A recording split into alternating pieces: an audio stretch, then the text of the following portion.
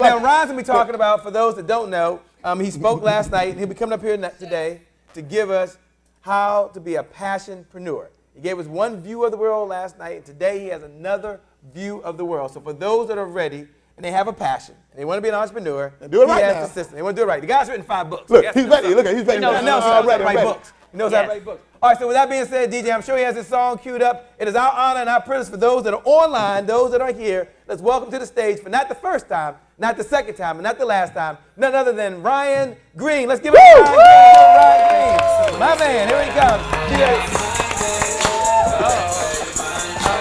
I gotta hear it. I gotta hear the beat. Oh, the DJ is rocking today. Yeah, welcome back, man. Welcome back. That was my bad. You got it. No, you good. I don't even know that song, but it just feels good when you walk into work and there's theme music playing. Man, I feel good. Y'all should try that. Monday morning, just go to work, just have your coworker at your desk, just play a song. You just walk into your desk like, it's just a different feeling.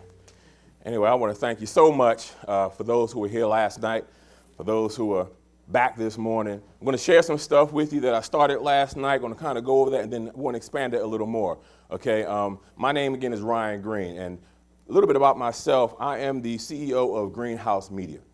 As you heard, I've written 5 books. We'll see. Oh, there we go. My contact information is up here, ryancgreene.com. You're going to want to go on there by the end of this presentation, because I have a free gift I want to give you once we're done. All right, I have my Twitter handle up there. I'm still trying to learn the Twitter thing, but I'm on there. Some of those things you may not get it yourself, but if everybody else is saying get it, then you get on there. So my Facebook information as well. So what I want to do, I want to tell you my story. I want to talk to you today about who I am and where we got to. Back in 2000, I'll tell you a little bit today. CEO of Greenhouse Media, a book publisher. All right, I've written 5 books myself. I published several books, several Amazon.com bestsellers as well. And what we're doing now is that we're actually in a process of starting a goal of publishing 500 authors over the next 10 years. Now, I share that with you because I'm excited, because I don't know who those 500 authors are going to be yet. Maybe one of you in the room is going to be that author. But like the company, we're looking for authors who have a message, have a platform, and have a desire to get out there and share your story. All right, so with all that being said, where I am today almost didn't happen. I want to take you back to 2005. 2005, I wrote my first book, Success is in Your Hand. All right, Success is in Your Hand, and 19 keys to unlocking the successful person you were designed to be. In this book, I talk about really finding your purpose and hearing what it is you were put here to do. I talk about that. In 2005, the book came out on my birthday. I just turned 30. I was excited. And from there, I started getting speaking engagements. Things started taking off. Business started growing. I started hosting a radio show. I started hosting seminars. Things were going well. So 2008, what did I do? I wrote a second book, my little black book of leadership, 15 leadership lessons I learned from my ex-girlfriends. In this book, it's kind of half memoir, half self-help. I talk about 15 past relationships. Then I pull leadership lessons out of each one of them. So there's half memoir. You get those of you like the novel kind of thing, you can hear the stories, but those who really want the self-help, there's no other book out there like this. All right, so that's what I did, and from there, things really started taking off. Momentum started coming. I started getting TV gigs. I was getting interviews by the news. My publishing company was taking off. I was signing a bunch of other authors, and then 2009 happened. I got knocked out. What do you mean, Ryan? You got knocked out? I got knocked out. 2009, my then wife walked out. Wasn't expecting, I knew we were having problems, but I wasn't expecting her just to be like, okay, I'm leaving. And that's what happened. So anyone ever been through a divorce, you know how hard it is. You know how hard it is to come back, how hard it is financially, emotionally, even pride-wise. You don't even you feel dirty when you walk around saying, yeah, I'm divorced. So that's what happened to me. So what did I do? So after losing everything, I moved back from 2009 to 2012. I quit. Anyone ever quit before? I figured, okay, well, listen, maybe I missed my mark. Maybe what I thought I was supposed to be doing, maybe that really wasn't what I was supposed to be doing. So I stopped. I said, you know what? If I can't go out here and push these books, if I can't go out here and help other people, I'll just be an average, everyday person. I'll go and get me a job. I'll just be happy working 9 to 5. Well, I wasn't going to be happy, but I knew I was going to go and work a 9 to 5 and just be average. But here's what I learned in those 4 years about purpose. See, purpose won't let you walk away. Purpose will stalk you like that crazy ex. Anybody ever had a crazy ex? you know, you're sitting there and you broke up with somebody and you're out on a date and you look across the street and there goes that car of your ex and they're sitting in the window staring at you like that. You know? That's how purpose is. Purpose will chase you down. Purpose will kick in the door, waving the 4-4, telling me, why you don't love me no more? Purpose won't let you go away. And that's what happened to me. Purpose kept chasing me. Purpose kept saying, look, Ryan, you went through some hard times. You went through a loss. But guess what? What you were designed to be and what you were designed to become did not change. So once I finally accepted that purpose wasn't going to change, I had to take responsibility and say, what I was meant to be is what I will be. All right? And that's what some people are, where you figure, we're talking about the greatest comeback of your life, right? The biggest comeback of your life ever. It's time to come back. You have to accept that this is where I belong. So let me just hear you all say, I want you to insert your name. Say your name.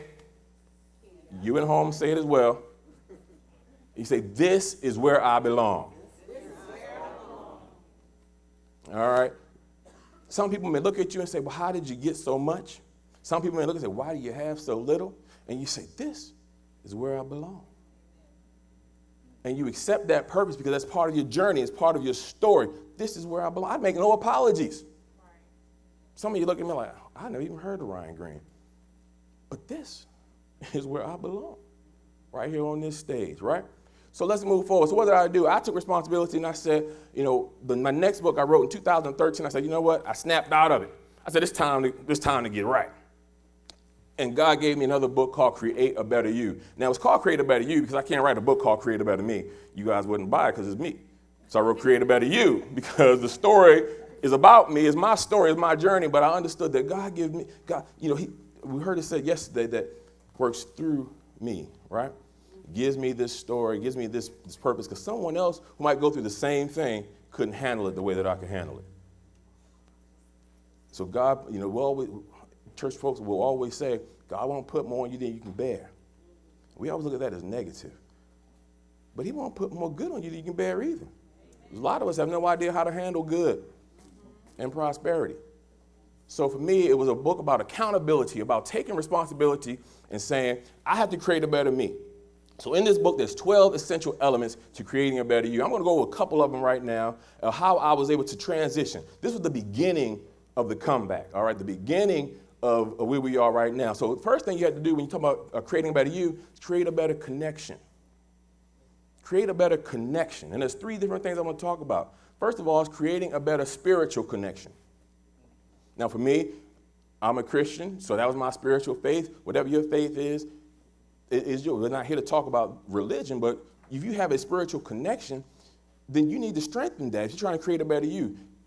I spent so much time in my pity party asking God, why did you forsake me? Why did you let me do this? Why me? Why did I go through a divorce? And God said, you know what? I wasn't the problem. You were. See, he said, I never walked away from you. You walked away from me. When you should have been on your knees praying to me, you were running away. And so many of us find ourselves in that situation where we start to do what? Lean to our own understanding. So I had to create a better connection. Second, you got to connect and strengthen your connection with your purpose. Now, I know purpose is so cliche, right? Purpose, purpose, purpose. But purpose is what you were designed to be. Why are you here? Not what you can do.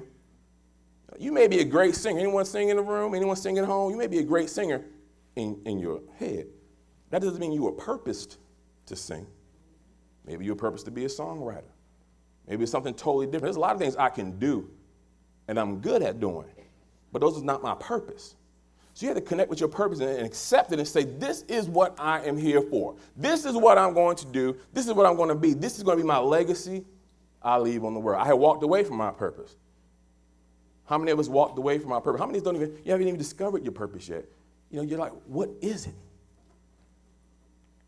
And then finally, you want to strengthen your people connection. Strengthen your people connection. I was in such a lonely place. That was when I went through my dark period. I kind of call it the time between the Old Testament and New Testament. You know, there's nothing written for those 400 years. I look at that. That's what happened to me for those 4 years of my life. When I was just out there, I felt like I was living. I did all the right things. People asked me, how are you?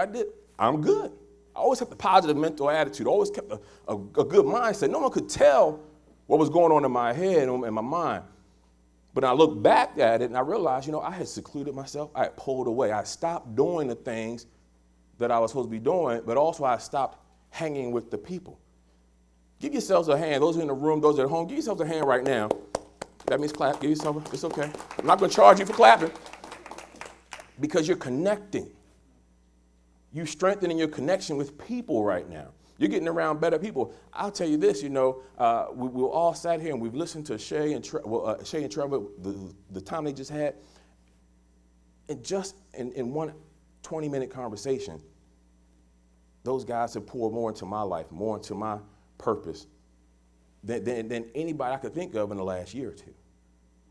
Because of strengthening those connections, getting around those better people, getting around people who have your answers and can help propel your purpose. All right, now after we strengthen our connection, what do? We need to strengthen we need to create a better now. Create a better now. See, I've always heard it said that where you are today is the result of the decisions you made 5 years ago. So if you want a better 5 years from now, you have to create a better now. You have to start that now.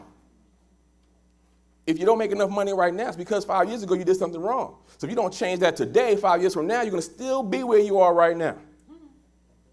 So how do we create a better now? Somebody said, well, I don't have a college degree. So what? I've got kids and I'm a single mother or father. So what? I'm sick. So what? You got to create a better now. You got to start right now. The first thing you do when you start right now is don't let your circumstances be a cop-out. You got to quit letting your circumstances be a cop-out. It doesn't matter where you are. It doesn't matter what your limitations are right now. Don't let them be the reason why you can't do it. Let them be the reasons why you must do it. All right, then also, what do we do after that? You need to make sure that you use what you have right now. Use what you have right now as a stepping stone, as a springboard to better. See, when I was a transition, I was like, okay, I'm ready to create a better me. I'm ready to come back. I'm ready to be Ryan C. Greene. Don't leave off the C. Make sure you know it's Greene with the E, all right? But what do I do? I was working a job 31 days a month that was only paying me enough for 25 days. So I didn't have a lot of money, and I was 4 hours away from home and my kids. How do I come back? What do I have right now to start this process? What I had was my voice. Now, not my speaking voice, but I had my influence voice. So I took that and I started doing radio again.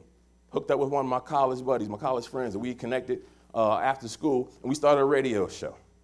It was just something to get back into what I was supposed to be doing. All right, I started a blog, just sharing thoughts. Just typing stuff up and hitting send, just so I can be in the arena, start doing the activity again. So what is it for you? What do you need to do right now? What can you do right now to just get in the arena, start the activity? All right, it doesn't always take money. It just takes activity. All right, then finally is stop being held hostage by your past.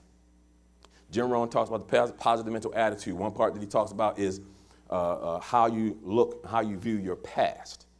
That affects how you deal with people. If you feel guilt about your past, then that'll hinder you from moving forward in certain things. If you feel anger about your past, it's going to affect how you treat people. I'm no psychologist, although I did marry one. So I do know that, if you're feeling angry because a father did something to you, it wasn't there, or you grew up poor, Then when you grow up, that subconsciously affects and impacts your decisions moving forward. The kind of person you decide to marry or how you handle money. But you can't keep being held hostage by that. You have to let go of the guilt, let go of the anger, and use that. The God says it's okay to be angry, but sin not. So use that anger and put it as fuel. Use it as fuel to start creating that better now. Everybody still with me? Then the third thing we're going to talk about is create better dreams. Any dreamers in the room? All right, great. We're talking about creating better dreams. See, so many of us, we have dreams, but we dream too small. When I talk about creating better dreams, I'm talking about moving from a mindset of desperation to a mindset of destiny. All right, so the first thing about creating better dreams is dreams are man-made. Purpose is God-made. Destiny is where the two of them meet. Y'all can tweet that if you want to, but I am RYG. Oh, no, okay, that's me. I'm messing. Dreams are man-made. See, God gives you the power to create your dreams. He lets you have that part. He knows what he purposed you to do. And he'll let you get there. He'll give you some freedom on how you get there. He'll let you dream the dream. And eventually it has to line up with the purpose that he designed for your life. And once they come together, that's destiny.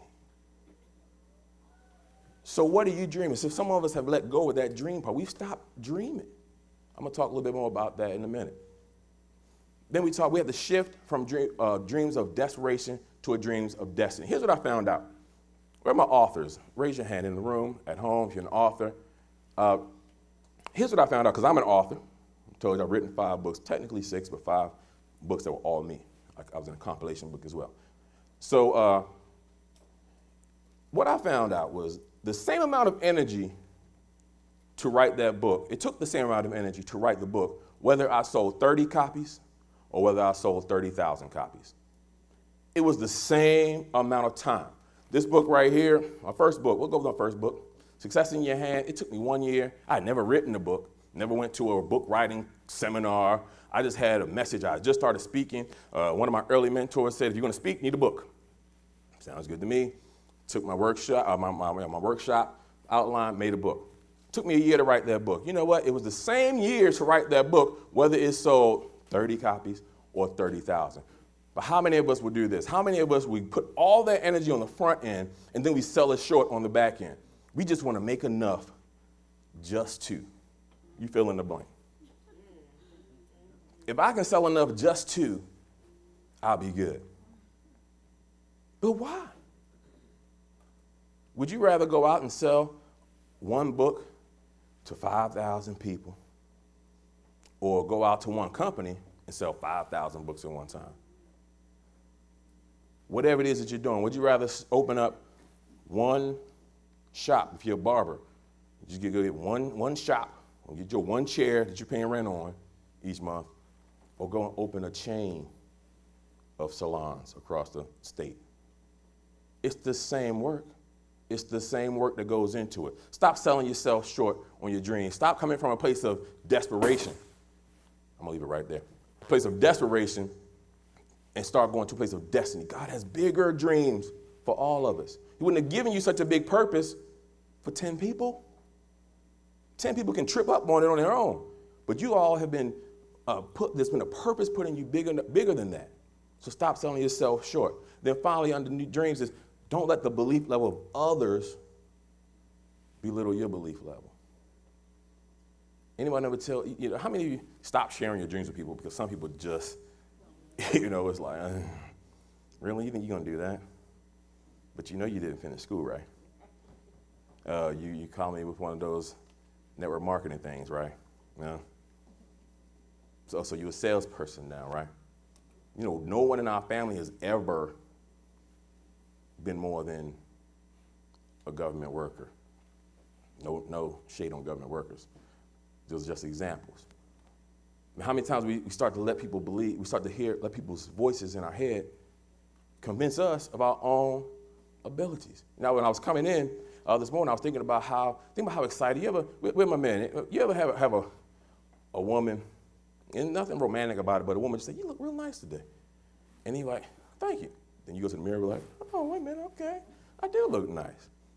Or a woman, someone compliments your shoes, now you're looking at your shoes like, but you know what shoes you had on. You already know. When you put them on in the morning, you knew what shoes you had on. But when someone compliments you, their words are in your head like, oh yeah, thank you. And we start believing them more than we even believe ourselves. And it's the same thing when it comes to negative. Someone says, man, I don't think you can really do that. We start believing them more and ignoring what we were told ourselves. All right? So let's move on. Let's talk about what happened next. So after that, after the 12 essential elements, the rest of the stuff is in the book, RyanCGreene.com. But after that, I said, well, who am I? What am I really? Why am I here? And that's where the Passionpreneur came. That's where becoming a Passionpreneur was born. And this is the newest book, and this is the newest movement. This is what we're working on right now. And before let me just give you the definition. A Passionpreneur is a person who is making a living while living their passion. Someone who turns their passions into profitable enterprises. So many of us, we've heard the word, but we're not doing anything with it. We never thought about, oh, I too can be successful. We'll sit home and we'll watch, anyone watch that AWE, the Wealth Channel, we'll sit there and watch all this TV about everything that everyone else has, and what we do when we sit there and watch it? Must be nice. It is nice, I bet. You know, it is nice. But why don't we believe we can have that? All right? So a Passionpreneur is I'm talking about tapping into that, making profitable enterprises out of your passion. What we're doing right now is we're starting to generate, we're creating teams of certified coaches. We're going to start coaching programs. We're looking for coaches. If you're interested in teaming up with me on this journey, then when you go to my website, you'll see my email sign-in sheet. Send me an email.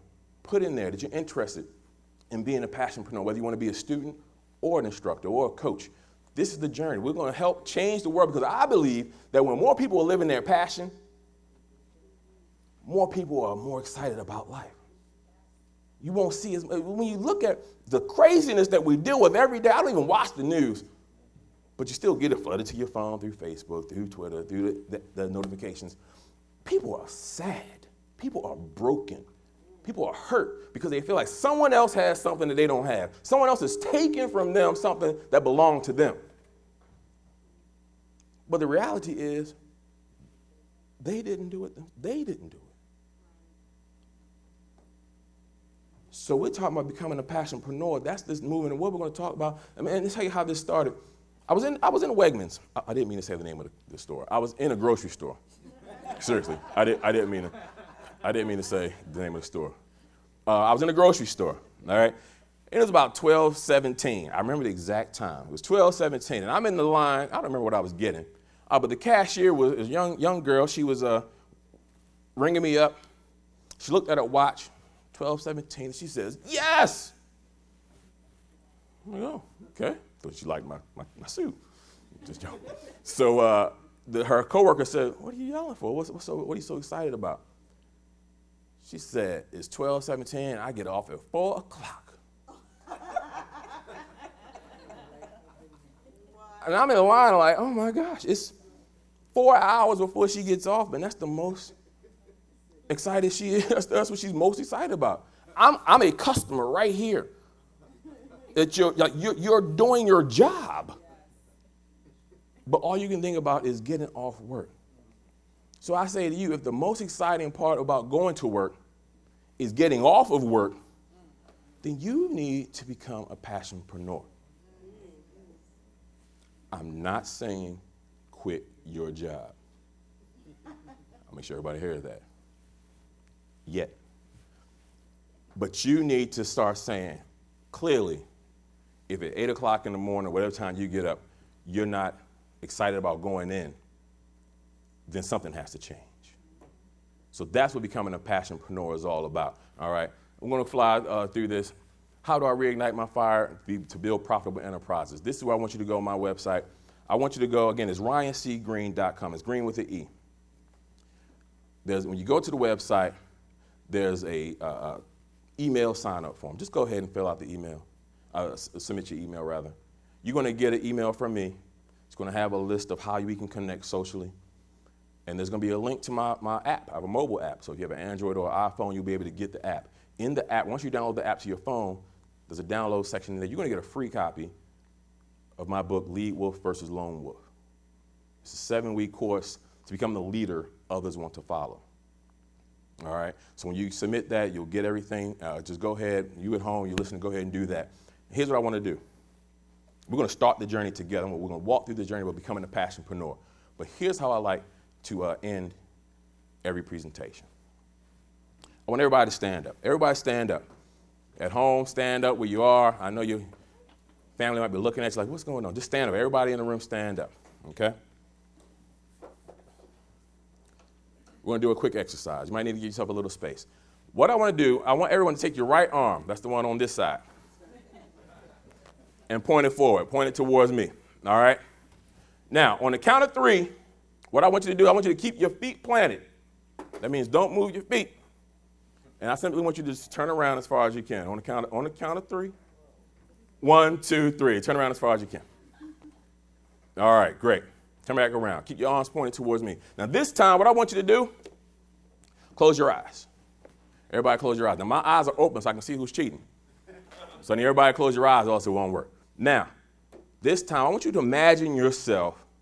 I'm going to ask you to turn around again soon, but I want you to imagine yourself this time turning around twice as far as you turned around the first time.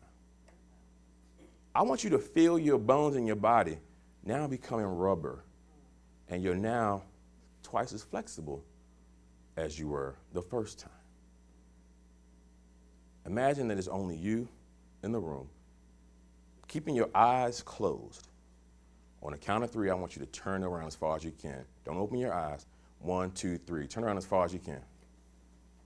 Everybody open your eyes. All right, turn back around. How many of you turned around further the second time? The rest of you had your eyes open or you were here last night, right? Have a seat, have a seat, have a seat, have a seat. Here's what I showed you. Here's what I showed you. I showed you the power of imagination. The power of imagination. See, the first time you turned around, you had your eyes open. So you had your eyes on all the obstacles around you. You had your eyes on everything that was going to stop you from going any further. All you could think about was your back pain, your bad knee. You could think about, oh, I'm 50 years old. I'm not supposed to turn around anymore. This hurts. There's someone standing next to me. I don't want to hit them in the head. But the second you closed your eyes and took your mind off your obstacles, the second you believed you were better, when I told you could go further, you went further. I didn't sprinkle any magic pixie dust on anyone. It was already in you to go further. So why'd you settle for where you went the first time? You have to say, I belong here. Imagine yourself being better, going further, and you will be better and go further. My name is Greene. I thank you for your time. I belong here.